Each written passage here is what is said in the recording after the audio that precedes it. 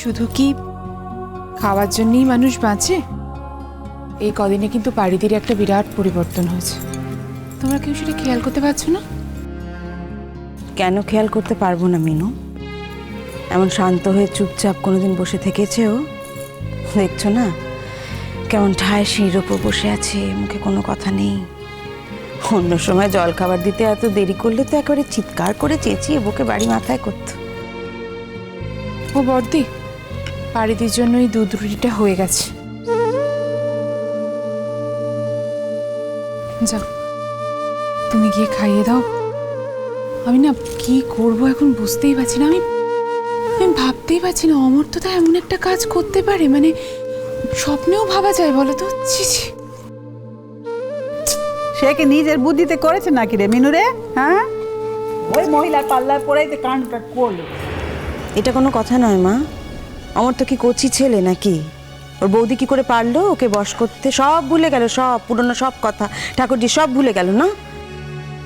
পাড়িদের উপর এমন নোংরা সন্দেহ করা যায়, ভাবা যায়? আপনি বলুন তো। অজুহাত অজুহাত মিনু, সবটাই অজুহাত।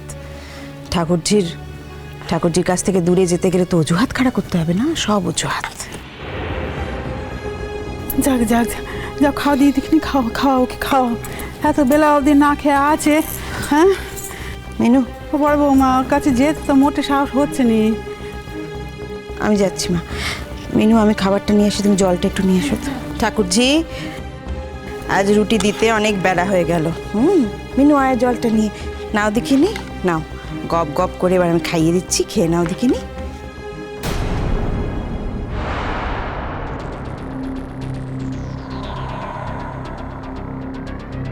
আমি আজ থেকে একা একা খাবো। রাই দুষ্টু মেয়ে, তুমি একা একা খেতে পারো বুঝি? হ্যাঁ, আর দুষ্টুমি করো না। নাও, হাঁ করো। অনেক বেলা হয়ে গেছে, অনেক কাজ পড়ে আছে ঠাকুরজি। না নাও দেখিনি, হাঁ করো দেখিনি। বলছি তো আমি আজ থেকে একা একাই খাবো। এই কাগজটা কইবা? ও, এই যে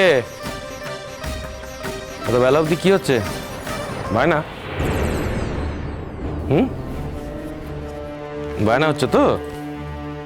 ভারী আর বায়না করো না কিন্তু।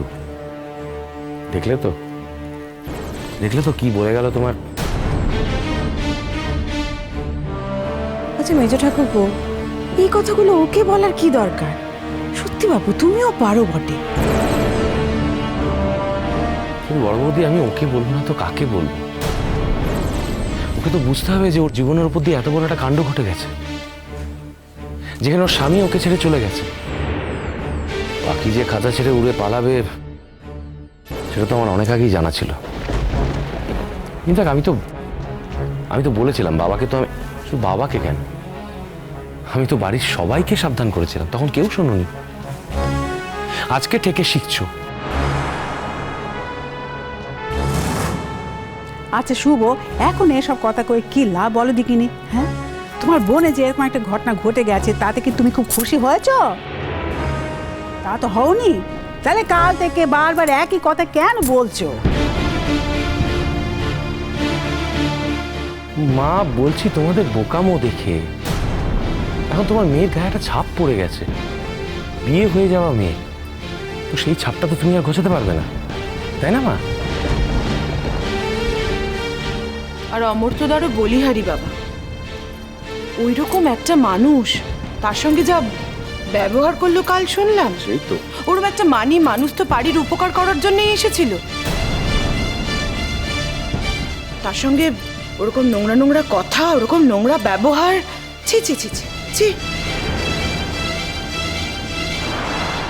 থাক না রে মেজো, থাক না এখন এই সমস্ত কথাগুলো। মেয়েটা দেখ না, সকাল থেকে মুখে কিছু তোলেনি। থাক এখন। ঠাকুরজি নাও নাও নাও নাও, খাবারটা কি? আমার অনেক কাজ আছে, আমাকে এখানে আটকে দাঁড়িয়ে থাকলে চলবে না? আমি বলছি তো আমি একাই খাবো। রাঙা পিসি, প্লিজ আর অন্তত জেদ করো না তুমি। দেখলে তো তোমার জেদের জন্য কত বড় একটা অঘটন ঘটে গেল। আচ্ছা, স্বামীকেও তো হাতে রাখতে হয় রাঙা পিসি। ঠিক আছে, না হয় আমি ধরেই নিলাম যে অমর্ত্য আঙ্কেল যা করেছেন তা ওই জুডোর মায়ের বুদ্ধিতেই করেছেন, আবার আগের মতো জুডোর মায়ের সঙ্গে মেলামেশা শুরু করেছেন। কিন্তু অমর্ত্য আঙ্কেল তো তোমার জন্যও কিছু কম করেনি রাঙা পিসি। তোমাকে স্নান করানোরে, খাওয়ানোরে, পড়ানোরে সবটাই তো করেছেন। একটু যদি কথা শুনে চলতে রাঙা পিসি, তাহলে বোধহয় আজ এত বড় অঘটনটা ঘটতো না। বুঝতে পারছি না তোমরা সবাই মিলে এখন হঠাৎ এই কথাগুলো নিয়ে কেন পড়লে? বলছি তো তখন থেকে বলছি বারবার এই কথাগুলো বন্ধ করো। না, তাই বলছি আর কি। কাল যে ঘটনাটা ঘটলো, যে নোংরা নোংরা কথা অমর্ত্য আঙ্কেল রাঙা পিসিকে বললেন, আমি তো ভাবতেই পারছি না। আমি হাঁ করে শুনছিলাম। কোনো ভদ্রলোক কোনোভাবে তার স্ত্রীকে এইরকম অপমান করতে পারে? আমি ভাবতে পারছিলাম না, আমি চিনতে পারছিলাম না অমর্ত্য আঙ্কেলকে। আচ্ছা, রাঙা পিসির মতো বউকে কেউ এরমভাবে অপমান করতে পারে বলো তো তোমরা? রাঙা পিসির নোংরামিটার বোঝেটাই বা কি? ছি।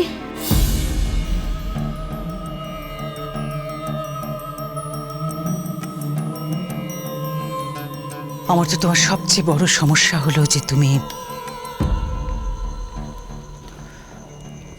অন্ধ।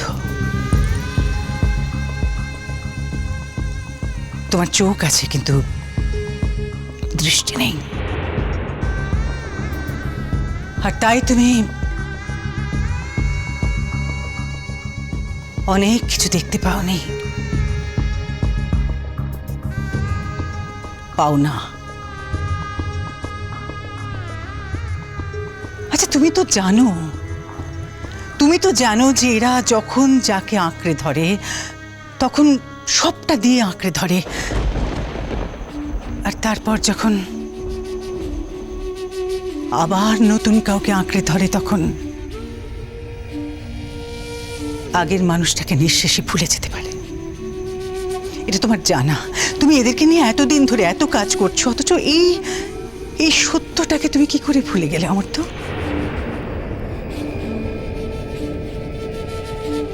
তুমি যা বলছো সেটা হয়তো ঠিক নন্দিনী, কিন্তু কেন যে মানে কোনো কিছুতেই আমি এই সত্যটাকে মেনে নিতে পারিনি, আমি জানি না কেন যে আমার বারবার এইটাই আমি বিশ্বাস করেছিলাম যে পারি আমি ছাড়া আর কাউকে ডিপেন্ড করতে পারে না। মানে এটা কেন মনে হয়েছিল আমি জানি না। আচ্ছা, বেশ, এখন তো তুমি জেনে গেছো, এখন তো তুমি বুঝতে পেরেছো যে তোমার ধারণাটা ভুল ছিল। তাহলে এবার একটু নিজের জন্য বাঁচো অমর্ত্য।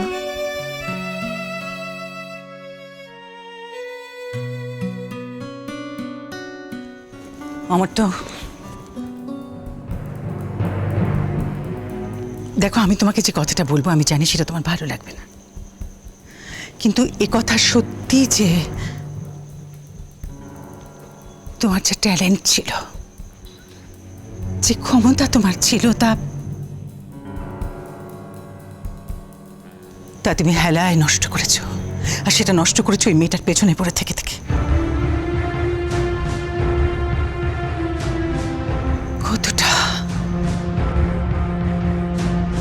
কতটা অমূল্য সময় তুমি নষ্ট করে ফেলেছো, তুমি একবারও ভেবেছো অমর্ত্য?